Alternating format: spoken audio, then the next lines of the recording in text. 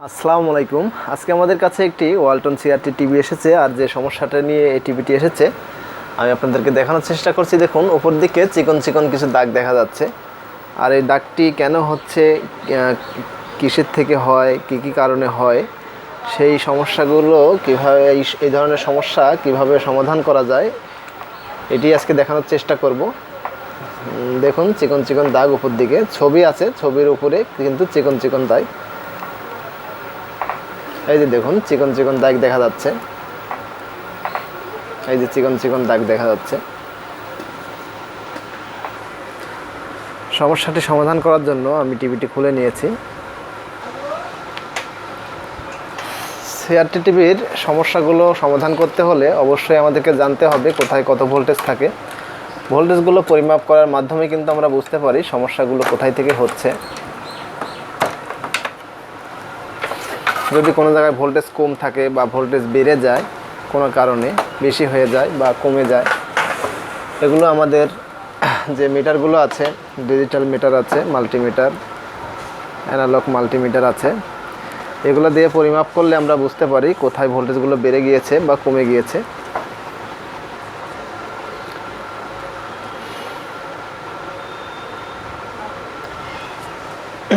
টিভিতে এসি সংযোগ দেওয়ার জন্য আমরা একটি এক্সট্রা এসি কট লাগিয়ে নিচ্ছি।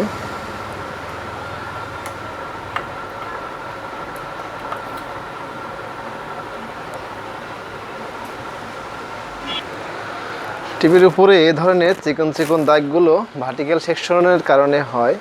আর ভার্টিক্যাল সেকশনটা টিভিতে, এই যে এখানে একটি আইসি আছে, দেখুন একদিকে 3টি পিন আছে, আর একদিকে 4টি পিন আছে। আইসিটির নাম্বার আছে 78040।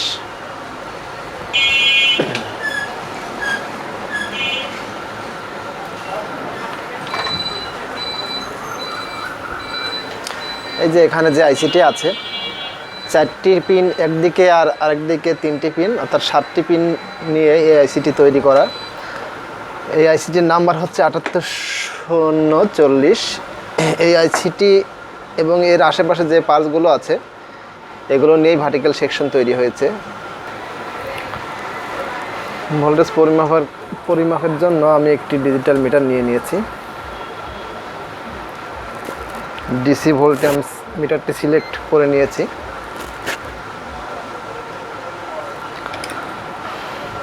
টিভিতে আমি পাওয়ারটি ইন করে নিয়েছি, এসি সংযোগটি, এবং আমি ভোল্টেজ দেখব কোথায় কত ভোল্টেজ আছে। প্রথমে আমি দেখে নিচ্ছি, বি প্লাস 107 ভোল্ট আছে। তারপরে 13.8, এটি ভার্টিক্যাল আইসির যে ভোল্টেজটি, -13.5, এটি ভার্টিক্যাল আইসির মাইনাস ভোল্টেজ। উপরেরটা যখন মেপেছিলাম এটি হচ্ছে +13.8, এটি -13.4।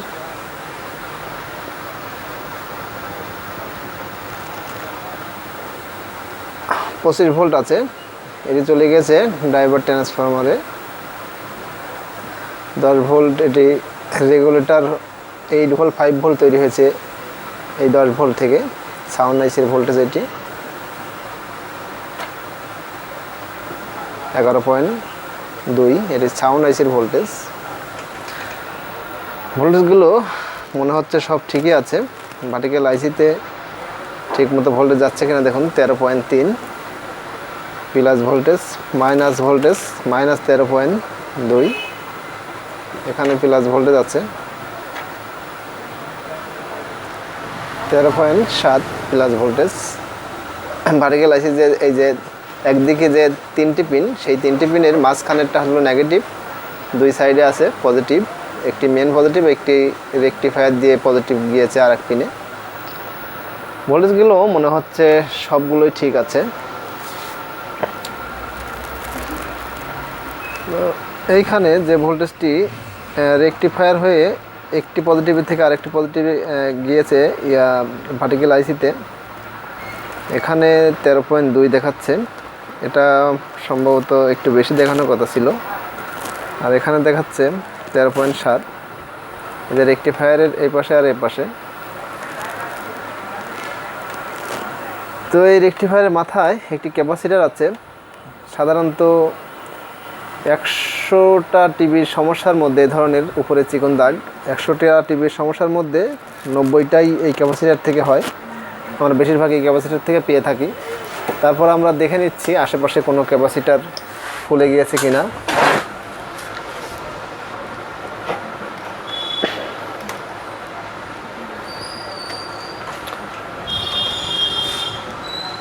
দেখতে পেলাম কোনো ক্যাপাসিটার কিন্তু ফুলে যায়নি, সবগুলো ক্যাপাসিটার ভালোই মনে হচ্ছে।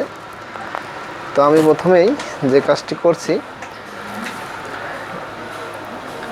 যে রেকটিফায়ারটি আমি দেখালাম এতক্ষণ, সেই রেকটিফায়ারের পজিটিভে একটি ক্যাপাসিটার আছে। ক্যাপাসিটারটির নাম্বার হচ্ছে 100 মাইক্রোফ্যারাড 25 ভোল্ট। ক্যাপাসিটারটা আমি প্রথমে চেঞ্জ করে দেখব আমাদের যে টিভির যে সমস্যাটি, সে সমস্যাটি সমাধান হয় কিনা।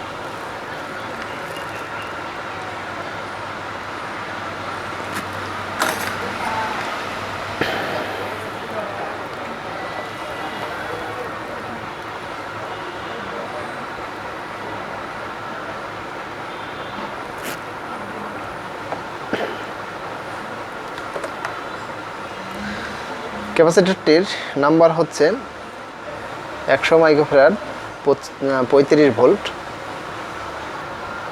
সেম নাম্বারের আরও একটি ক্যাপাসিটর আমি নিয়েছি। এই ক্যাপাসিটরটি আমি চেঞ্জ করে দেখব সমস্যাটি সমাধান হয় কিনা।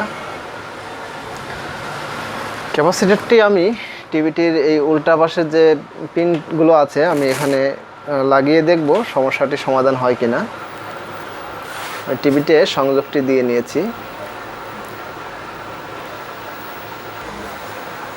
আমাদের টিভিতে পাওয়ার চলে এসেছে এবং আমি পজিটিভে পজিটিভ এবং নেগেটিভে নেগেটিভ আমি ধরে দেখার চেষ্টা করছি সমস্যাটি সমাধান হয় কিনা।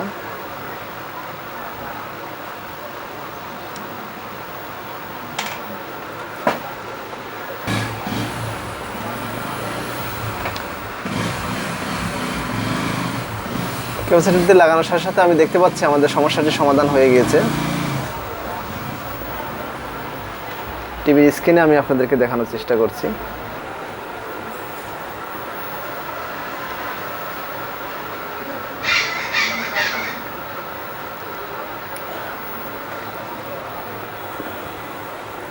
টিভির স্ক্রিনের দিকে একটু লক্ষ্য করুন, দেখুন দাগটি কিন্তু চলে যাচ্ছে। দেখুন চলে গেছে, আমি ক্যাপাসিটার লাগিয়েছি এবং ক্যাপাসিটার খালি করে দিয়েছি, দাগটি আবার চলে এসেছে।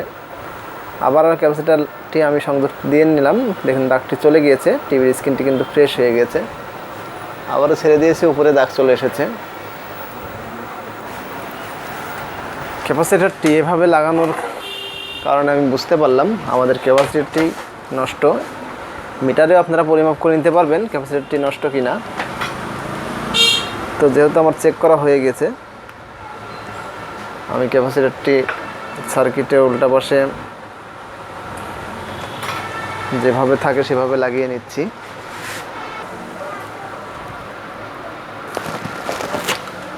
নেগেটিভ পজিটিভ অবশ্যই ঠিক করে লাগাতে হবে।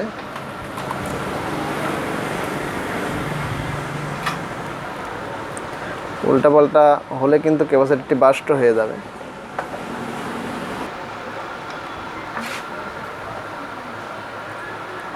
ক্যাপাসিটরটি সোল্ডারিং করে নিচ্ছি।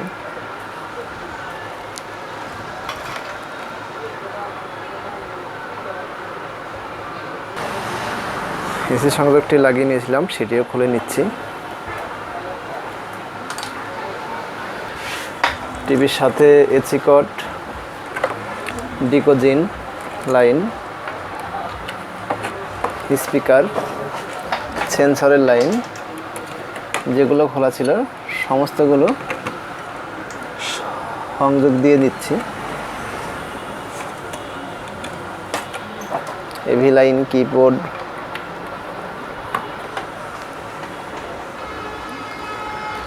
সমস্ত সংযোগ দিয়ে নিয়েছি।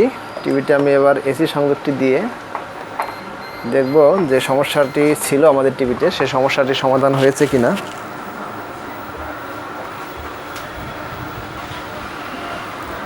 দেখুন উপরে যে চিকন চিকন দাগগুলো ছিল সেই দাগগুলো কিন্তু এখন আর নেই। সমস্যাটি যেটা ছিল সেটা সমাধান হয়ে গেছে, একটি মাত্র ক্যাপাসিটরের কারণে সমস্যাটি দেখাচ্ছিল। ডিশ সংযোগটি আমি দিয়ে নিচ্ছি এবং ডিশ সংযোগটি দেওয়ার পরে দেখুন উপরে কিন্তু চিকন চিকন যে দাগগুলো ছিল সেই দাগগুলো কিন্তু এখন আর নেই। যে সমস্যাটা ছিল সমস্যাটার সমাধান কিন্তু হয়ে গেছে। দেখুন চিকন চিকন দাগগুলো কিন্তু এখন আর নেই।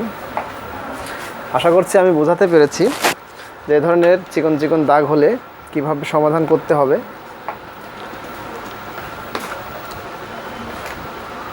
আর প্রথমেই আমি বলেছিলাম যে 100 টিভি যদি আসে তার 100টার মধ্যে 90টাই এই ক্যাপাসিটার থেকে এই ধরনের দাগ হবে চিকন চিকন, বাদ বাকি 10% আপনার আইসি থেকে হয় বা ভোল্টেজের লাইনে যে ক্যাপাসিটারগুলো থাকে সেগুলো থেকে হতে পারে।